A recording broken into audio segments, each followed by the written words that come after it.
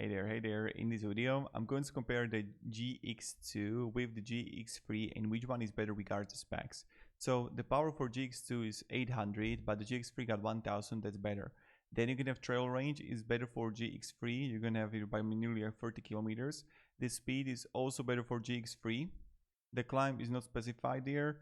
Also the braking system is the tie there. The tires are better for GX3.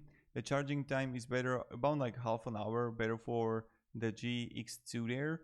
Then you can have the battery capacity is GX3 here, but here you can have the weight. The weight is like nearly like 8 kilos heavier for GX3, therefore GX2 is winner here. The load is the same for both.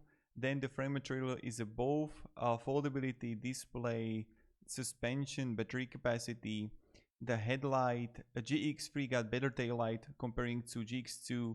The turn signals, GX3 got turn signals. I don't know if the GX2 got it, and both got the same waterproof like rating.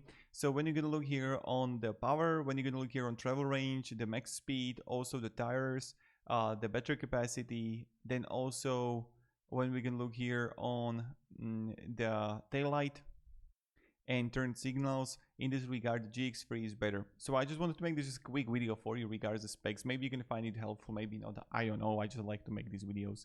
So yeah, let me down below in the comments which one you like more and which one you're gonna, like, let's say, check out, prefer, or even a buy. I'll be curious about that.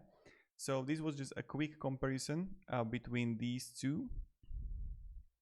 So thank you very much for watching and have a great day and goodbye.